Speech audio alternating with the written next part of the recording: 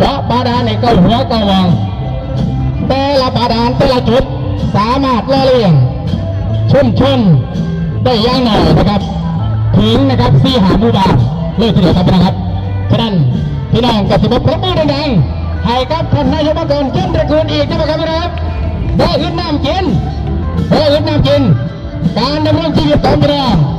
ชาวอำเภอพระและก็ไม่ประเทศไทยเดียวพี่น้องขาดน้ำขาดว่าเลยนี่แต่เขาร้องเพลงนะครับพี่น้องขาดเพื่อนขาดเพื่อขาดใจพี่น้องขาดน้ำตายซ้ำครับพี่น้องครับพี่น้องขอน้ำเรื่องพิจารณาต่อไปนี้น้ำจะไม่ลึกกินนะครับพี่น้องครับเป็นน้ำบาดาลซึ่งได้รับการกำกรองมาอย่างดีสามารถบริโภคอุปโภค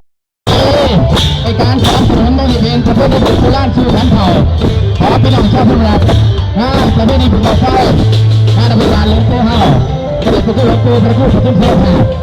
และประเภทที่ผมให้ชูปีอีกขั้นหนึ่งจากนั้นมานี้ก็ได้รับเกียรติอย่างสูงจากท่านภริยาของอดีตรัฐมนตรีช่วยว่าการกระทรวงศึกษาธิการท่านจิตราคงเพชรประธานองค์การบริหารส่วนจังหวัดปรบมือพอดีนี่นั่นยิ้มไปเพื่อยังไงน่ะอยู่ในนี้จากนั้นนะครับตัวแทนของพี่น้องก็คือนายกองค์การบริหารส่วนตำบลทุกตำบลนายกเทศมนตรีนะครับ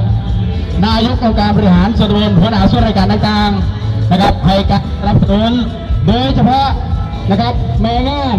นะครับประเพณีบุญบั้งไฟของพี่น้องชาวบุรีรัมย์ประจำมโหรีทุกขบวนยกเว้นที่ทำการแสดง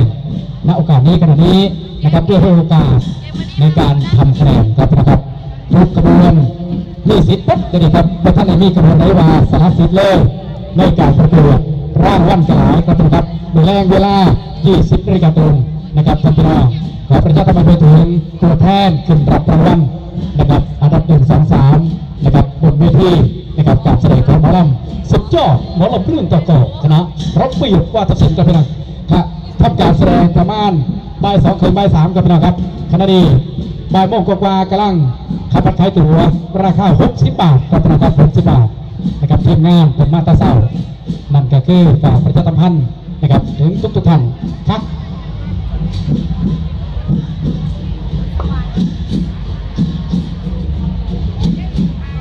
นักเรียนก็ทำมากองนักเรียนเนี่ยแหละเราก็ไม่รู้เราไม่คิดว่าโรงเรียนจะทำได้ขนาดนี้เหมือนถาปัดเลยตีกองเหมือนพวกถาปัด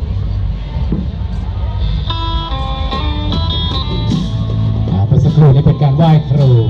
ลำดับต่อจากนี้ไปจะสวยงามด้วยร้อยล้านเช่นครับเอาสวยๆอีกทีนึงครับพี่น้องครับเหนียวเลยได้ป่ะเนี่ย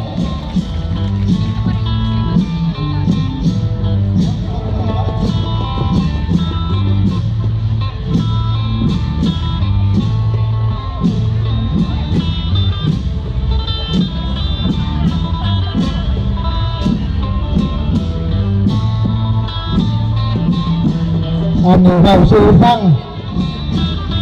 ว่าเสียคะแนนเพราะว่าเอารางวัลน้ำมือ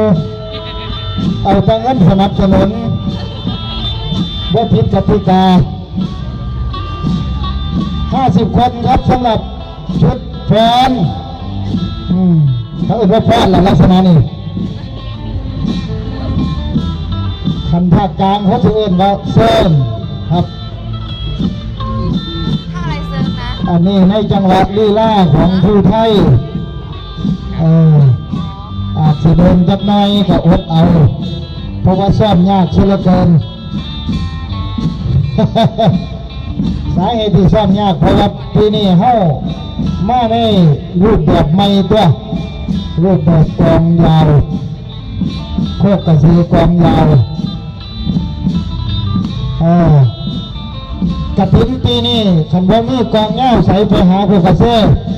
รับงานครับบอสสาวไหมบอสท่านี้ถ้าจ้างว่าเอาราคารถกับขาไข่ขาไข่กับว่าร้ายเหล่าไผ่หนึ่งขาขาวอ่อนบ้านเป็นลักษณะนี้ครับก็เดี๋ยวว่าปัดเสียงได้ง่อยไปโรงเรียนอันนี้ก็ โดยการนำของท่านรักษาการผู้อำนวยการโรงเรียนประทุมราชวิทยาคมท่านรองอภิศักดิ์อินทิสารและคณะนะครับในชุดนี้ก็จะมีคุณครูนะครับเยอะแยะมากมายนะครับให้การควบคุมแล้วก็ดูแลฝึกซ้อมนี่เราเบื้องลูกเบื้องหลานเรามันสนจังว่ามาแต่โรงเรียนแท้มันมาดีแท้มันเผยกระถิ่นกระดังมันเปียงบ่มาเฮียนมาสร้างมันอยู่แต่โรงเรียนนี่นเป็นบุญของไฟนี่แหละเถอะมีเยอะแยะมากมายหลายขบวนครับอันนี้หัวขบวนนี้เนี่ยบ้านหัดเพลง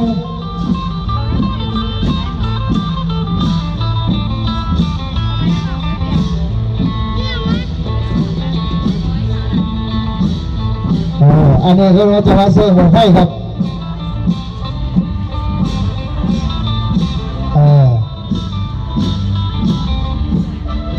ขบวนอื่นๆนะครับมีรายละเอียดอะไรอยากจะให้โฆษกได้ประชาสัมพันธ์ประกาศนะครับในขณะที่กระบวนผ่านหน้าเวทีท่านประธานแล้วก็ท่านผู้มีเกียรติก็ส่งขึ้นมานะครับ เลิศเนาะ อันนี้ ใช้ของขันหลัก ใช้สิทธิ์มาพูดเองนะครับ เพราะว่าไม่ได้ประกวดแข่งขันนะครับ ไม่ได้มีผลต่อคะแนนใดๆทั้งสิ้นนะครับเพื่อความเข้าใจให้เห็นอันพวกเราคนก็ดีถามว่าเอาขึ้นฟ้อนเดินแต่ก็ไม่ไปใส่แม่ใส่บ่ท่านในยางครับขันยางก็ถิไปขันนาครับตอนนี้พันยางกันกำลังย่ำอยู่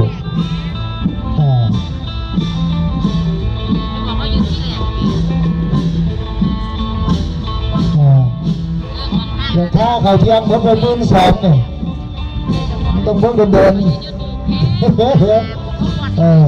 ปีนี้ก็ขอขอบพระคุณทางเทศบาลปทุมวัดนะครับที่ให้งบ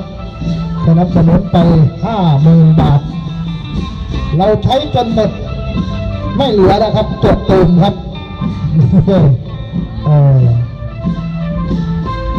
เขาต้องเข้าร่วมครับเพราะว่าลูกหลานเขาเป็นคนอีสานเป็นคนท้องถิ่นอันนี้ก็ถือว่าเป็นการสอนครับเป็นสอนลูกสอนหลานนี่นี่สอนให้รู้ว่าเขาเป็นผู้ใหญ่ผู้ยิ่งเป็นผู้เกิดมาใหญ่รุ่นผู้พ่อผู้แม่ผู้เอี่ยผู้ป้าผู้ยาผู้ย่ายผู้กระเพาะทั้งสี่ละสมัยเพิ่นเป็นสาวก็ได้เพราะนั้นเยาวชนรุ่นใหม่ต้องเรียนรู้นะครับต้องหู้เป็นเจ้าของว่ามันเป็นหู้จากอังกฤษอเมริกามาหลอกมาเลยอินโดฟิลิปปินส์หู้บ้านบัวแดงหู้บ้านปทุมรัฐหู้บ้านเจ้าของอาจารย์เราครับขอบคุณคณะคุณครูที่ดูแลลูกหลานเอาเสื้อในคณะคุณครูนะครับโอ้โหมีตะบุงงามคุณครูมานี่ใส่เสื้อแสงสีครับมันคุณผู้ชายเขาไปใส่เสื้อที่ต้องเพิ่มนี่สีออกเขาเรียกว่าสียังไงจ๊ะนี่สีสมันพันสีมันพันใส่จะไหนกับพ่อมันอะไรจ๊ะกันคุณครูทุกท่านทุกปีคนจะใส่เสื้อสีเขียวว่าเขียวแก่เขียวผิวมาทางหลังนี่มีสกีมาที่อ่านปทุมราชวิทยาคมร่วมสืบสานประเพณีบุญบั้งไฟของการปทุมราชตลอดไปและตลอดปีว่าสงวนลิขสิทธิ์ผู้ใดอยากเห็นน้ำเห็นเลยใจตัดเองไม่แต่เป็นมวยยกขาเลยดิมวยยกขาแล้วหยาวแล้วเอาบอกกระเด็นไก่เต็มเลยนี่แหละเขาว่าลูกเจ็บจิตนี่แหละเขาว่าบุญบารมีของสิ่งศักดิ์สิทธิ์จริงภาคภูมิใจคุณผู้ชมกับท่านประธานในพิธีท่านก็ยังบนยังแย่งตัวเท่าอยู่ปกติมันติดต้นห่างไปนี่ครับพี่น้องครับเสื้อไม่แน่นะเพื่อนนี่ไหมท่านสจนวรัตน์นะครับท่านจิตราท่านประธานในพิธีท่านนายกองค์การบริหารส่วนตำบลนายกเทศมนตรีทุกท่านนะครับแม่งานพองานยูนิเวิร์สกับพี่น้องครับผู้บริหารส่วนราชการทุกท่านนะครับวันนี้นะครับให้คะแนนอยู่นี่แหละยังแย่งอยู่นี่นะบ่มีสิทธิ์ให้คะแนนกับเป็นนะครับร่วมสืบสานวัฒนธรรมประเพณีเรื่องปฐมราชวิทยาคมเฮ็ดมาสู่ปี ทิศดีสุปีปีนี้ปีกันสุปีครับพี่น้องเอาพระมือแก่ของแน่คณะคุณครูและสุดยอดให้นักเรียนของเราด้วยครับผลผลิตของเราครับสุดยอดโรงเรียนขนาดใหญ่นะโรงเรียนพระทานขนาดใหญ่นะครับระดับประเทศครับโรงเรียนพระทานนะใหญ่พิเศษอ่ะนักเรียน3,000 ถึง 4,000เลยหลายประเด็นนักเรียนครับว่าแต่นักเรียนจะเพียร์เลย2,600นะเอานั่นแหละเรื่องประชุมรัฐกระแสหาเลยหาเกือบ40 คน70 ตัวเล่มจะมีเล่มกับพ่อครับพี่น้องครับกลับไปบ้านขอแรงมากินครับพี่น้องครับที่โบไข่ของแรงและบีบเป็นทอดอย่างของเล่แอบบันหนึ่งเอื้อมเล่มครับพี่น้องครับเป็นเจ้าหน้าที่ปทุมรัฐที่คมก็ดีเมืองปทุมรัฐก็ดีนะครับเป็นสถานศึกษาที่มีคุณภาพทุกโรงเรียนสังกัดอำเภอปทุมรัฐนี่มีคุณภาพครับพี่น้องครับจะได้คณะครูกับมาหลายโรงเรียนร่วมสื่อสารวัฒนธรรมประเพณีท้องถิ่นประเพณีบุญบังไฟที่แรกคือว่าสุนมีสุดยอดบุญบังไฟเห็นจะไหนเป็นตะยาแท้พี่น้องครับบ้านเมืองเฮาแต่สุดท้ายด้วยบุญญาบารมีสิ่งศักดิ์สิทธิ์สุดท้ายก็ได้จัดประเพณีบุญบังไฟมืออื่นก็ได้จุดครับพี่น้องนะครับห้ามพนันขันต่อเด้อมืออื่นครับพี่น้องครับเบื้องใดแย่งใดห้ามเล่นพนันกันครับพี่น้องคือห้ามซื้อเลขเนี่ยท่านนายกมาก่อนท่านว่าคือห้ามซื้อเลขแต่ว่าเส้นใดครับพี่น้องครับขบวนเราเริ่มเคลื่อนนะครับท่านไปแล้วเสื้อนะครับปทุมรัฐเรียกความผ่านหน้าท่านประธานในพิธีไปแล้วขอบพระคุณอย่างสูงครับเลยครับทำสิ่งอันดีสุด